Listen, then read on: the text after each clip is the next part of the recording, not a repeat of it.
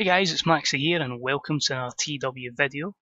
This is our final SmackDown pay-per-view for WrestleMania, so hopefully puts us on a good track for the biggest event of the year.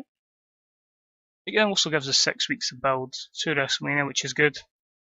And hopefully, as I say, SmackDown can show the depth they've got in their roster and hopefully give us a pay-per-view tonight that gives us some hype for Mania and hopefully is one for the ages. So we'll crack on with it. As always, cheers for watching, it's much appreciated. If you enjoyed it, leave a wee thumbs up. Any comments are deeply appreciated, whether on this series, your own series, or just wrestling in general. So, No Way Out is the pay-per-view.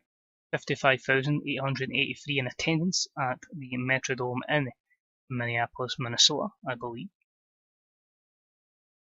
We start the show, hyping up our main event, final battle, Sami Zayn versus Kevin Owens, A93. Kevin Owens is absolutely livid that it was his pal Sami Zayn that won the Royal Rumble.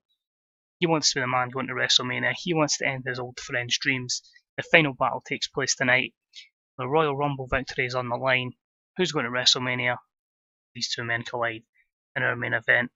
That is a hyped angle of A93. It gets the storyline advancing, show off to a strong start. It gets the crowd hotter as well. Opening contest of the night was a bout with good wrestling and a decent reaction from our audience in attendance. It was the Monsters Among Men, Corbin and Strowman, who defeated the Young Bucks in 7:57 when Baron Corbin, defeated Matt Jackson with an end of days. So pretty dominant victory for 6th title defence. Nick Jackson was a weak link, he was off his game. A 74 performance, but a B-76, well, considering the limited time, but it was to make them look absolutely dominant. So I get a lot of people would not be happy with that kind of result. It does, however, lead to them celebrating before the Usos come in and beat them down. Bit of a backstory here was Jimmy was getting a few issues on backstage confrontations with them. He's obviously a fellow heel. A few defeats tagging alongside them in 6-man tags. He's decided to get Pally with his brother. Jay's jumped over from Raw, and because they really were both not doing a lot, the Usos are back together. So an A-star 97 for that segment. Handle the change, complete the turn, and the turn was a complete success. So babyface Usos in 2022, the solo run was nice, but let's really see how this feud can go towards WrestleMania. Another decent match for the Cruiserweight Championship. AJ Styles defeats Mystique in 10:17 with a springboard 450 splash. AJ Styles makes the 2nd Cruiserweight title defence. Just a B-74 here. AJ off his game. A very disappointing 59 rating. Mystique's 74, but as I say, it's keeping AJ with something to do. But storytelling matches, big physical decline. We are witnessing the end of the road for AJ Styles. Then have a spectacular over-the-top entrance for Rusev as he bids to become the US champion. He's won a few matches to get him into that kind of spot, to give him that opportunity. Could go into Mania as US champion. That was an A90. Unfortunately, no tanks in this instance. He takes on Randy and it was a good match. Decent reaction from our audience, and Randy picks up the win with an RKO in 14:54 to go into Mania as the US champion with his 2nd title defence. So a B80, both guys with 88 performances. I didn't put a storyline behind it, it was a bit of a filler one due to main event plans changing, but it's overall pretty decent, and there was no plans to take the title off of Orton at this particular pay-per-view. We then had a Kofi Kingston Open Challenge, but frustrated with a lack of use in recent weeks. And out came the machine, the monster. Akam. We call him Akam there. Akam. So Akam comes out. Kofi performed poorly, so he's been kind of jobbing out recently. But he's frustrated. He wants a win. The C plus 69 segment leads to a match, which was actually very good at B81. And Akam picks up the win in 10 minutes and 2 by pinfall. Akam win 82 to Kofi's 62. Now remember, a year ago, Kofi was champion, World Heavyweight Champion, but a massive physical decline on him as well, and obviously putting people over sees Kofi way down the card now, and someone like Akam is taking advantage of the fact Razar has decided to go and do some mixed martial arts. And then, backstage, we have an interesting stare down between Akam and the United States champion, Randy Orton. So Orton comes across very well. A92, maybe hinting at something in the future? Who knows? Then we had a 6-way cruiserweight match. It had decent wrestling, but not a lot of heat.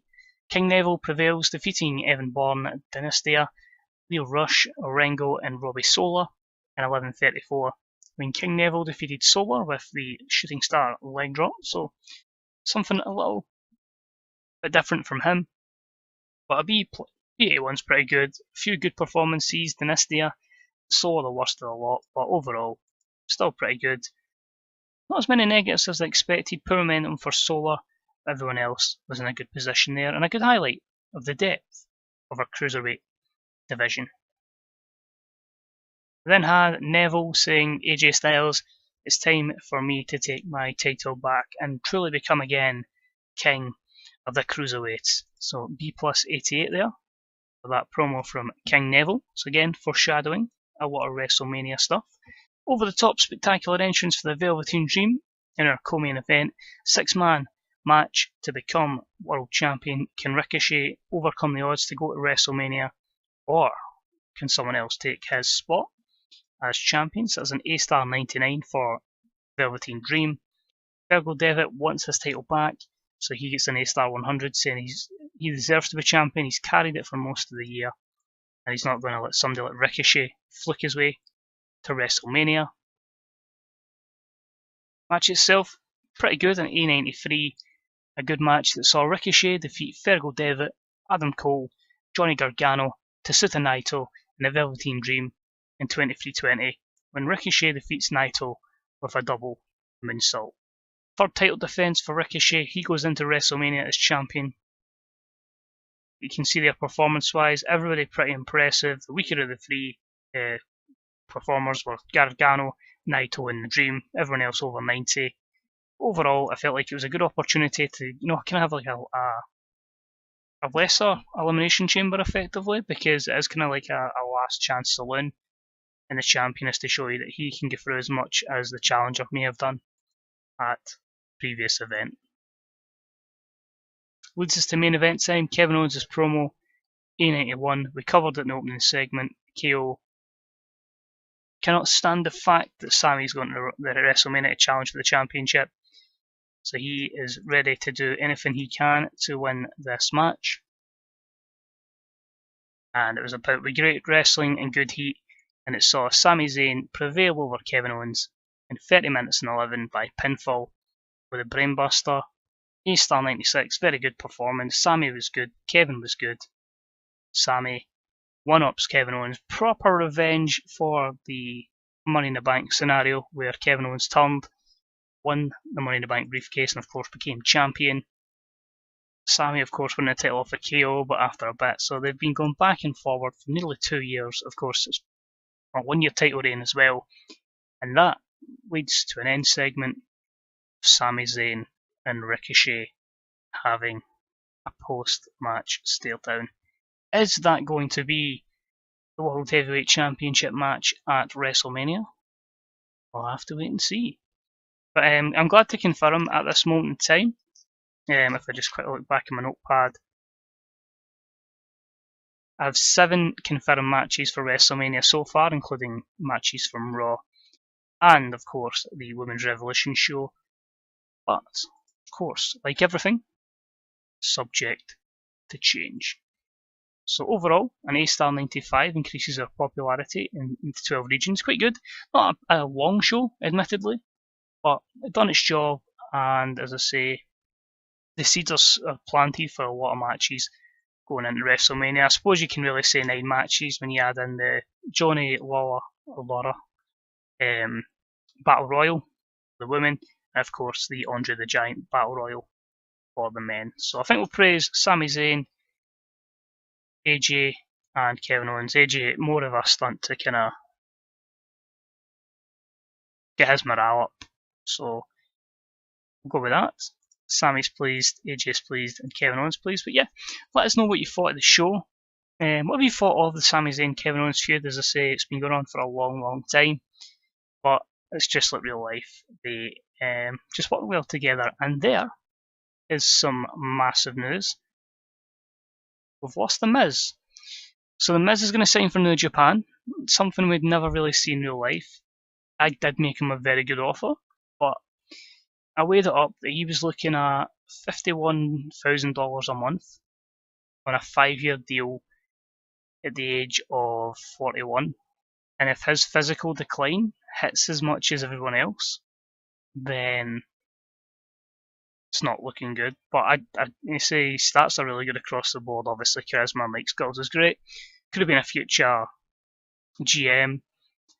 But I just felt, I gave him a fair deal. I actually looked like he was going to sign with us, so there was a 50-50 chance. But again, if there was The Miz, it's again,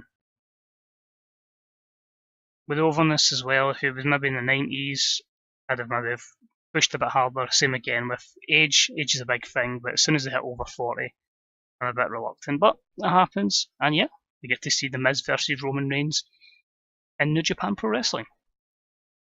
Interesting.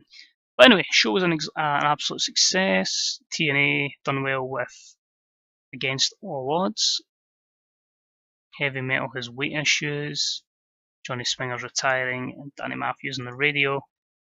Just confirming the development signing of Babatunde Ayejibuse, the Nigerian Polish wrestler that WWE has in developmental. I forgot that I'd added him into the save, into the database, and hadn't signed him, so yeah, done that. So Miz is leaving, he's going to New Japan, who we're at war with. So they've pinched someone from us, but I mean, it was a good run. We certainly gave them championships. Mixed match challenge, we gave him that. I gave him 2 US title runs. I gave him, yeah, that's pretty much it. Oh, that was a bit more. On a WWE title run. It's actually is not as long back as August to October there, so it was being pushed, but yeah, just one of those things where age, everything didn't really tie up, so it was time for him to go, unfortunately. So that's what happens. It's cool. We'll still, if anything, it creates more space for workers to get to the main level, and I'm not too upset because it's not like FM where you have to get and buy someone. You know, they can easily make someone and they can develop into that good a worker. I think it's just not we might not see him again until 2027 because of that 5-year deal. But anyway, above average for No Way Out, which is good. We've used that obviously for 5 years now since we came back into the save, I think. 47.33 on the network. Velveteen Dream wants rid of Dynastia, and Road Dogg wants rid of him as well. Well, guess I am the owner of the company, so you will follow what I say, Road Dogg. But yeah, overall, I'm still happy. A bit of a damper losing Miz. But yeah, overall, we're obviously in a good position. I know money's not really an issue. We can throw money at everybody, but at the same time, you have to kind of be realistic and go, would WWE pay massive amounts for somebody at that age that they may not be looking to use as much? It's one of the ones. But let me know in the comments section if there's anybody you've lost to other companies where you've maybe thought, oh, it's safe, we're going to keep them, and then they've gone.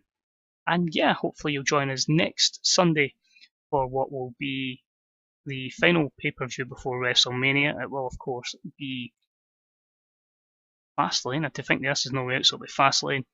What we'll probably do is we'll probably do like an episode where before WrestleMania, which will just cover Raw, SmackDown, and the Women's Revolution, so then we know the angles and the matches going into Mania. So using that as like probably a big long episode, maybe 30-40 minutes, because we go through so many shows and it'll be all the angles building up to Mania. Then it gives you the card. So just watching, it's much appreciated. Enjoy the rest of your day, and I'll catch you next week for WWE Fastlane from the Raw brand. Take it easy.